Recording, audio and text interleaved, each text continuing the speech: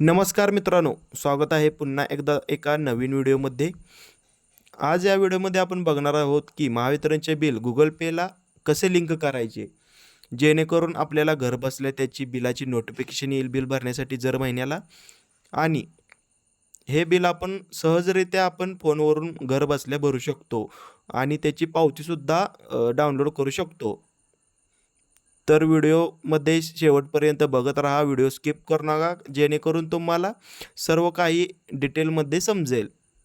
तर व्हिडिओ चालू करूया. सर्वप्रथम आपल्याला गुगल पे हे ओपन करायचं आहे. गुगल पे ओपन केल्यानंतर पे बिल्स हे ऑप्शन उघडायचं आहे. पे बिल ऑप्शन उघडल्यानंतर आपल्याला महावितरणचे बिल इथे लिंक करायचे आहे. त्यासाठी इलेक्ट्रिसिटी हे बल्बासारखं चिन्ह आहे ना, त्यावरती क्लिक करायचं. इथं क्लिक केल्यानंतर आपल्या जो वीज पुरवठा आपल्याला पुरवतो हे महावितरण हे एक नंबरला सजेस्ट होतं आहे. सजेस्ट जर तुम्हाला होत नसेल तर इथं तुम्ही सर्च करू शकता की महावितरण असे सर्च केल्यानंतर इथं महावितरण असं येईल. इथं महावितरण या असं ओपन केल्यानंतर हे आपल्याला कंझ्युमर नंबर मागेल. कंझ्युमर नंबर आहे आपल्या बिलावरचा असतो. 12 अंकी हा कंझ्युमर नंबर आपला असतो. तो कंझ्युमर नंबर इथे टाकून घ्या.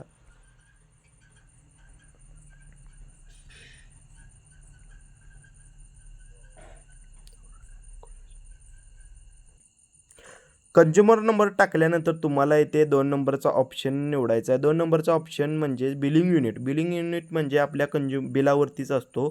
बिलिंग युनिट असे तिथं लिहिलेलं असतं. BU म्हणजेच बिलिंग युनिट. इथे टाकून घ्यायचं आहे आपलं BU युनिट. बिलावरती नावाच्या खालच्या साईडला तिथेच 1 नंबरलाच ऑप्शन असतो बिलिंग युनिट. हे इथं टाकल्यानंतर हे नेम ह्याची काही गरज नाही आहे आणि डायरेक्ट इथं कंटिन्यू करायचं आहे. कंटिन्यू केल्यानंतर आपली माहिती हे तिथे दाखवेल, मॅच करेल. मॅच केल्यानंतर हे ते तुमचं नाव दाखवेल. हे नाव बघायचं, कंझ्युमर नंबर आणि आपला BU निकनेम महावितरणचं. तर लिंक करा. लिंक करला म्हणलं लिंकवरती क्लिक केल्यानंतर इथे आपले चालूचे बिल दाखवेल 490 रुपये. हे लिंक झाल्यानंतर तुमच्या पुढे अशी साईट ओपन होईल. हे आता तुमचे कायमस्वरूपी बिल हे गुगल पेला लिंक झाले.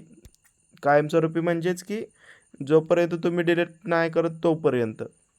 इथं डिलीट करण्याचा पण ऑप्शन येतो. हे आपण अनलिंक पण करू शकतो. हे आले आपले मार्चचे बिल आले. हे ओपन केल्यानंतर आपले ड्यू डेट, आपले अकाउंट नंबर, बिलावरचे बिलिंग पिरियड म्हणजेच की 24/3 म्हणजे 24 म्हणजे साल चालू आणि 3 म्हणजे महिना. हे ते आपला कंझ्युमर नंबर येईल, BU येईल, PC कोणत्या PCचा हा कंझ्युमर आहे, तर हे PC 2चा कंझ्युमर आहे.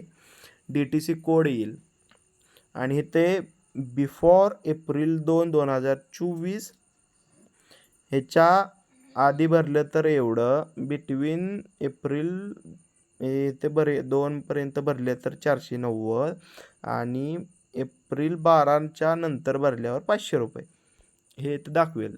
इथं सहजरित्या तुम्ही पे बिलवरती क्लिक करून बिल भरू शकता डायरेक्ट. मी बिल पेमेंट केलेले आहे त्यामुळे मी काय बिल पे करत नाही आहे. हे सहजरित्या इथे आपण झालं. आणि जर तुम्हाला हा जर कंझ्युमर नंबर अनलिंक करायचा आहे, तुमच्या फोनवरती लिंक असेल किंवा अनलिंक करायचा आहे, तो सुद्धा तुम्ही इथून सहजरित्या करू शकता. सरळ इथे क्लिक करा डिलीटवरती. डिलीटवरती क्लिक केल्यानंतर unlink account holder name, consumer number, BU unit आणि निकनेम हे इथे येईल.